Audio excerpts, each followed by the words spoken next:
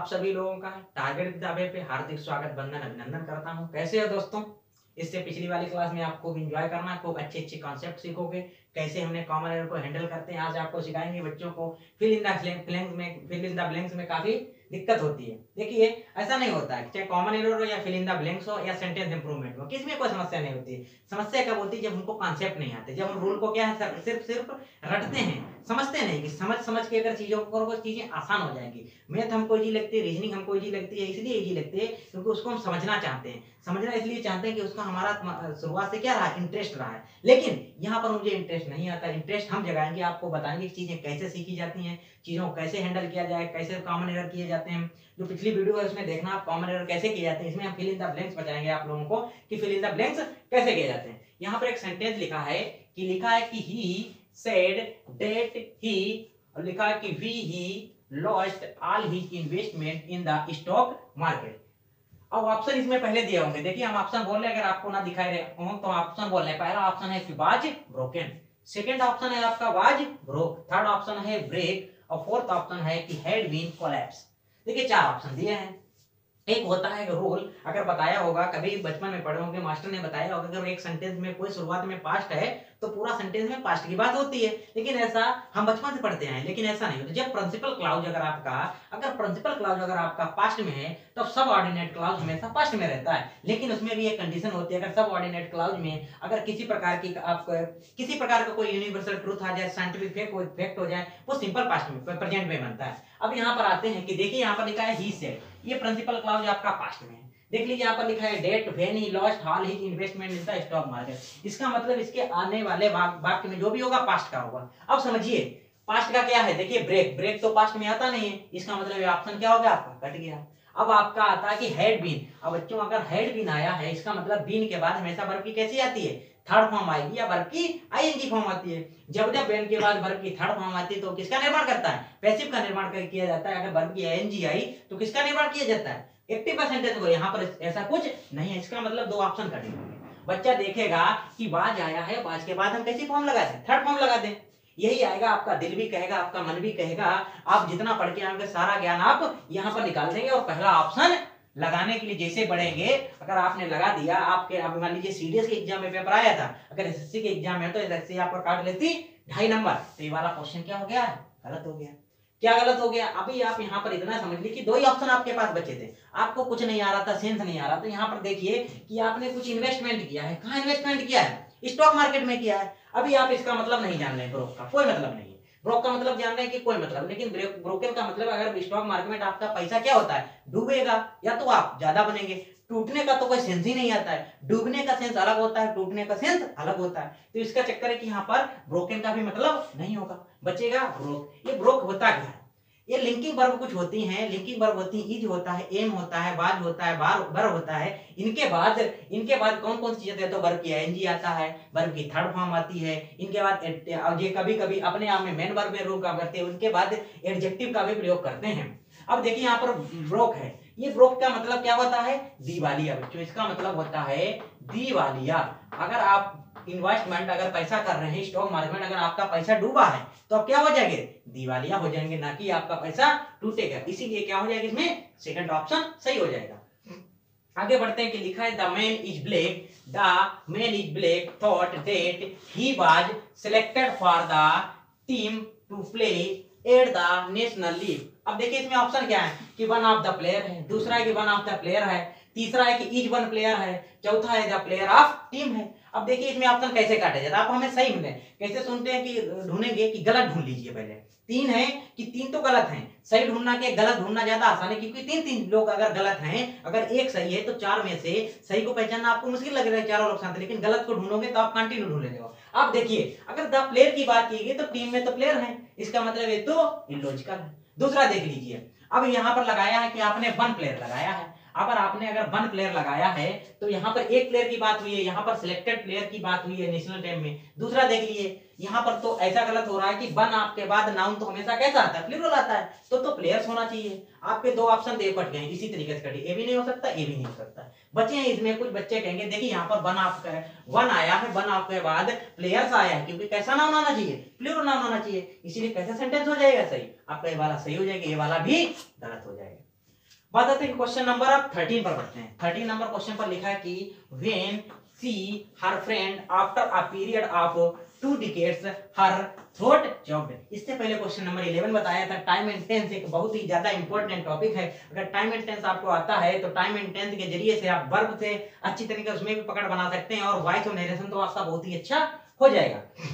अब यहाँ पर देखिए व्हेन एक कंजंक्शन का टाइम बताता है। व्हेन एक कैसा कंजंक्शन है, टाइम को ड्यूरेशन करता है। यहाँ पर देखो बच्चों लिखा है कि डिकेड्स। डिकेड्स जब भी किसी सेंटेंस में आता है, लास्ट डिकेड्स हो जाए 2 डिकेड्स आता, वो सेंटेंस हमेशा पास्ट में बनता है। बात आती है कि आप कैसे पहचानेंगे पास्ट में। तो यहाँ पर देखिए लिखा है थ्रोट एक्ट। यहाँ पर अगर B2 आया है, इसका मतलब अगर किसी सेंटेंस का प्रिंसिपल क्लाउज यहाँ पर एक ऐसा है बच्चों पीसी है। पीसी का मतलब होता है प्रिंसिपल क्लाउज। अगर प्रिंसिपल क्लाउज आपका पास्ट में है, इसका मतलब सबऑर्डिनेट क्लाउज भी आपका किसमें बनेगा, B2 में बनेगा। अब बताइए इसमें से बच्चों B2 की फॉर्म कौन सी है, मीट्स तो प्रेजेंट की है। देख लीजिए हैज मेट किसकी है, इसकी प्रेजेंट की फॉर्म है। अब आता है हैड बीन मीटिंग में आ गया ऑप्शन है, इसमें फट गया। बच्चों ये बताइए जब पास्ट की बात हो रही B2 के हैड बीन B2 मीटिंग है, हैड ये B2 है कि ये मेट B2 है, तो बच्चे क्या बोलेंगे आप कि मेट आंसर होगा, हैड बीन मीटिंग ऑप्शन नहीं होगा।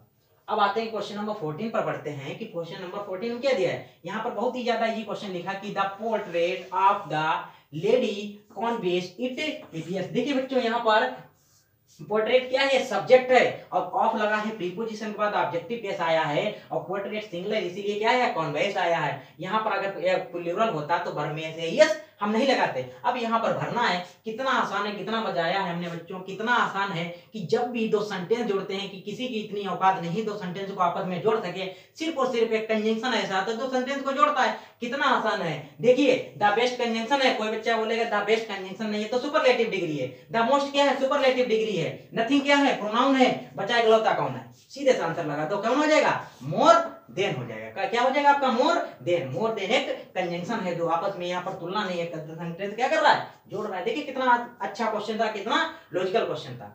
अब देखिए क्वेश्चन नंबर 15 पर पहुंचते हैं। यहाँ पर लिखा अ biography is persons life history. अगर किसी के पर्सन के लाइफ पर हिस्ट्री लिखे है, बायोग्राफी है। अगर किसी को पता होगा कि बायोग्राफी के साथ फिक्स प्रीपोजिशन ऑन आता है या अबाउट आता है, इसका मतलब जो ऑन और अबाउट आता है तो बच्चा यहाँ पर से इन दोनों को तो काट देगा। फॉर और तो विद तो फिर आने नहीं है, या तो ऑन आता है ऑटोग्राफ के साथ, बायोग्राफी के साथ।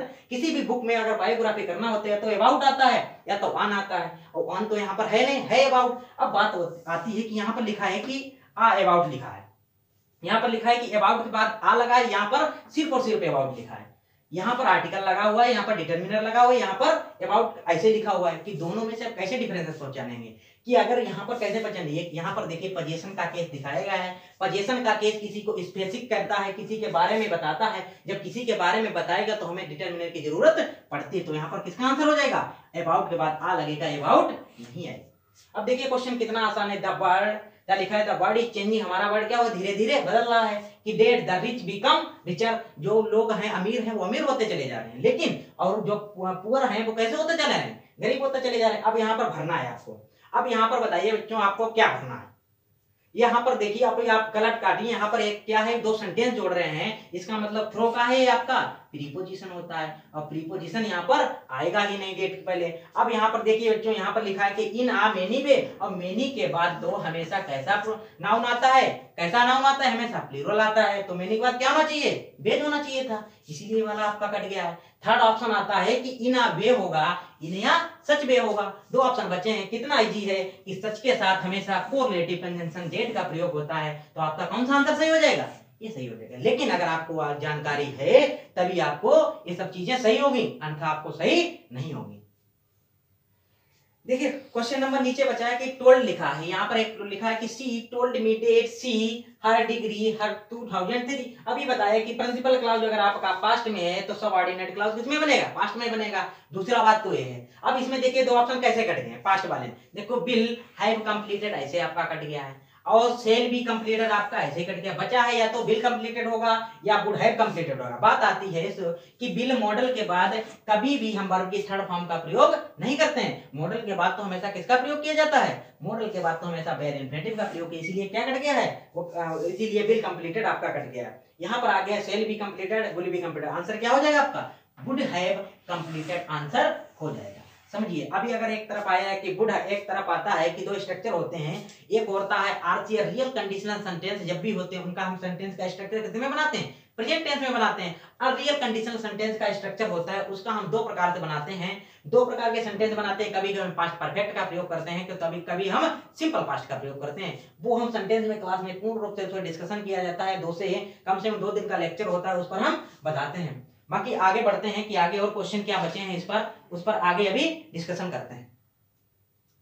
देखिए क्वेश्चन नंबर 18 क्या है कि had I been informed before I it to celebration. देखिए क्वेश्चन दिया गया है, अब पढ़ते होंगे कि एक तरफ अगर कोई भी सीसी के साथ मॉडल का प्रयोग नहीं किया जाता, सीसी मतलब कंडीशनल कंजंक्शन होते हैं। अगर एक तरफ इफ आ जाए बच्चों, अगर उसके बाद हैड आ जाए, अगर उसके बाद हैड के बाद वर्ब की थर्ड फॉर्म आ जाएगी, ये स्ट्रक्चर फिक्स है, इसके बाद डॉट डॉट डॉट डॉट करके इधर क्या आ जाएगा आपका एक सब्जेक्ट आएगा, सब्जेक्ट के बाद कोई भी मॉडल आएगा, मॉडल का मतलब आपका वुड आ सकता है, कुड आ सकता है, उसके बाद हमेशा हैव आएगा, हैव के बाद हमेशा कैसी फॉर्म आती है बच्चों, वर्ब की थर्ड फॉर्म आती है। अब देखिए इधर है, इसी को स्ट्रक्चर अगर मॉडिफाई करके लिख दें तो head plus subject plus verb की क्या हो जाएगी, थर्ड फॉर्म हो जाएगी, आगे वाला यही रहता है। अब देखिए क्या इन्होंने एग्जाम में दिया है, इसका दे दिया गया, यहाँ पर सब्जेक्ट है, इसका मतलब आगे जो आएगा वुड कुड शुड में आएगा, तो बिल तो आने की कोई पॉसिबिलिटी नहीं है, और ना तो आपका अब आएगा वुड है, अगर वुड है आया है बच्चों तो उसके बाद वर्ब की थर्ड फॉर्म आनी चाहिए, ये तो कट गई। बात आती है कुड होएगा या ऑट होगा, इसके बाद हैव भी मर्ड लिखा है, इसके बाद भी लिखा है, इनमें दोनों में कंफ्यूज नहीं होना है, बिल्कुल नहीं है। और टू आपका सजेशन की बात करता है और कुड किसकी बात करता है,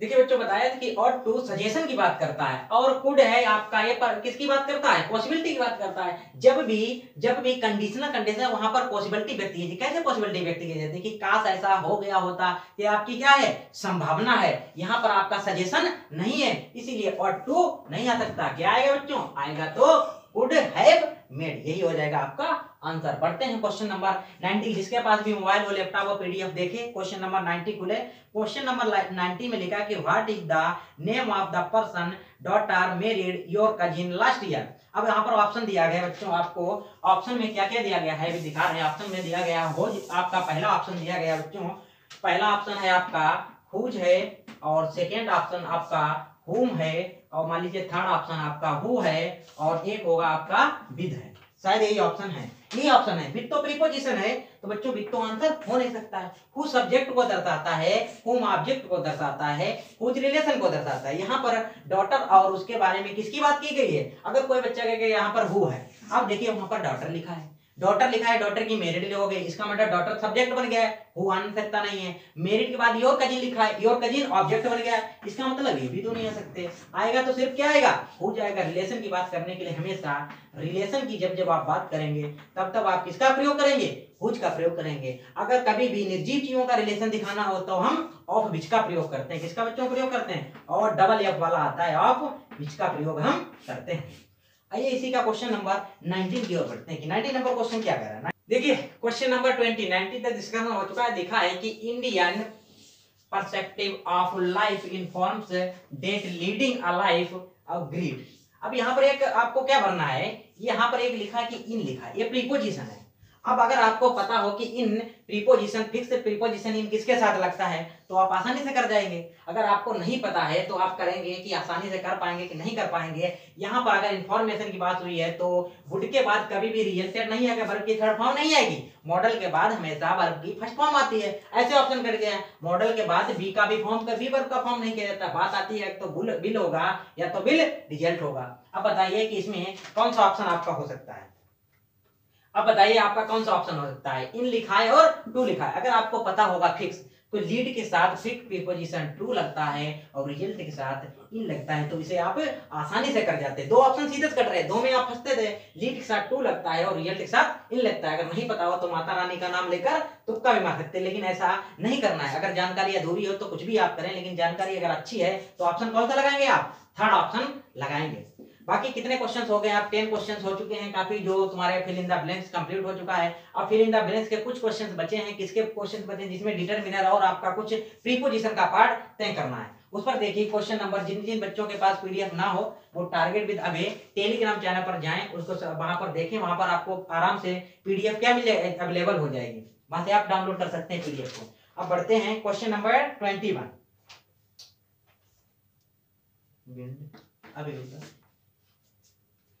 देखिए पढ़ते हैं कि प्रीपोजिशन कुछ इसमें लगे हैं कि कहीं पर डिटरमिनर की बात हुई है, कहीं पर प्रीपोजिशन की बात हुई है, कहीं पर डिटरमिनर की कुछ बात हुई होगी। देखिए यहाँ पर लिखा कि डोंट गो द विंड। अब यहाँ पर द विंड लगा है, अब यहाँ पर कॉमा लगा, लिखा है कि you will face the music. Face the music का मतलब होता है कि इडियम से इसका मतलब होता है फिक्स। ये इडियम्स होते हैं, इडियम जो होते हैं वो फिक्स होते हैं, उनके साथ कुछ ना कुछ लगता है। फेस द म्यूजिक एक इडियम है, उसके पहले कुछ लगता है। क्या लगता है? अगर पढ़ा होगा किसी ने लिखा लगता है कि विद फेस द म्यूजिक का मतलब होता है किसी को क्या होना है, फेस टू फेस क्या करना, फेस के म्यूजिक अगर बजा रहा है उसको क्या होना है, डांटना होता है। तो यहाँ पर फिक्स प्रीपोजिशन क्या बढ़ जाएगा आपका, विद बढ़ जाएगा। ये फिक्स चीजें होती हैं, जो चीज फिक्स होती हैं वो अगर आपको याद है तो ये भी ऑप्शन नहीं होगा, ना ये ऑप्शन होगा, ना तो ये ऑप्शन होगा। छोटे छोटे चीजें हैं। अब यहाँ पर लिखा है देखिए ही हैज कंसीडर्ड, पूरा सेंटेंस भी पढ़ना है। देखिए यहाँ पर लिखा है कि ऑनेस्ट। ऑनेस्ट बच्चों क्या है, एडजेक्टिव है। कैसे पहचाने एडजेक्टिव है? अगर इसके बाद क्या आएगा, नाउन आएगा। ये कांस्टेंट क्या है, नाउन है। अब यहाँ पर नाउन आया, इसका मतलब आर्टिकल की जरूरत है।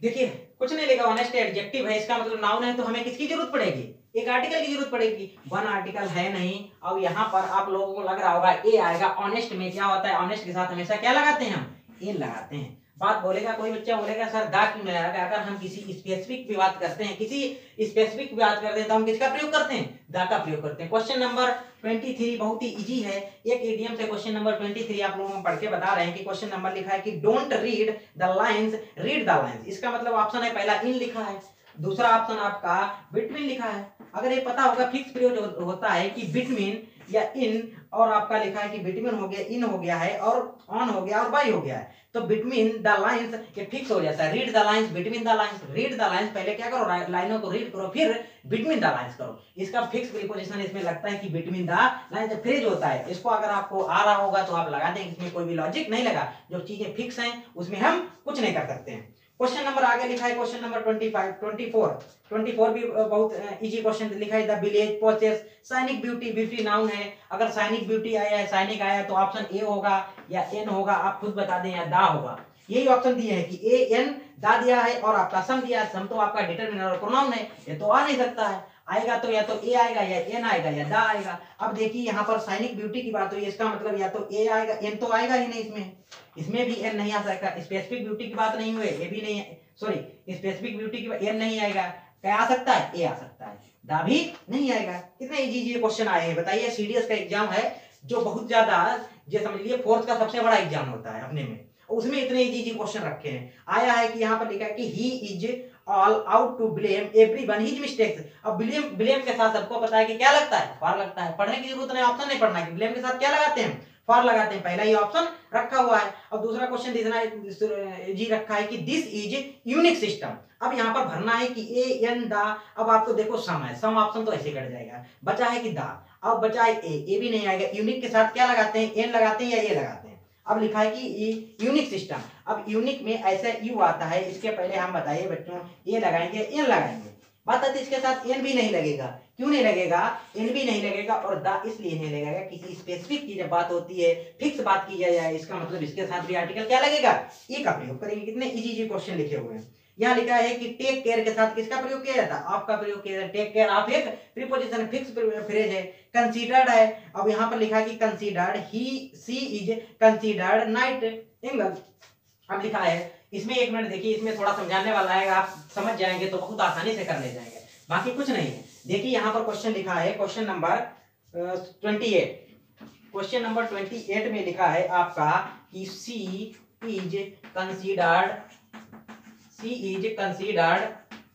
अब यहाँ पर आपका एक मान लीजिए ब्लैंक है, ठीक है, आपका यहाँ पर एक ब्लैंक है कि सी इज कंसीडर्ड। लिखा है कि नाइट, आगे यहाँ पर अभी लिख रहे हैं, क्या लिखा है कि नाइट एंगल। ये क्या है आपका, ये नाउन है।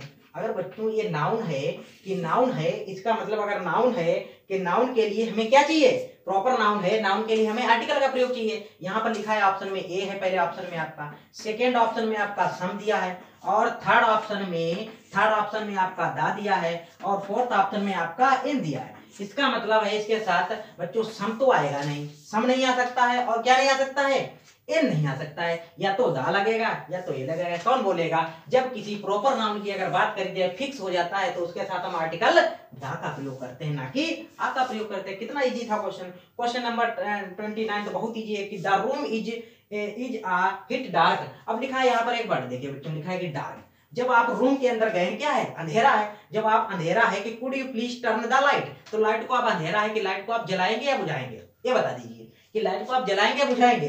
लाइट को जलाएंगे तो क्या करेंगे, डॉर्क ऑन कर देंगे, तो क्या कर देंगे, इसके साथ फिक्स प्रीपोजिशन लग जाएगा, तब ऑन लग जाएगा।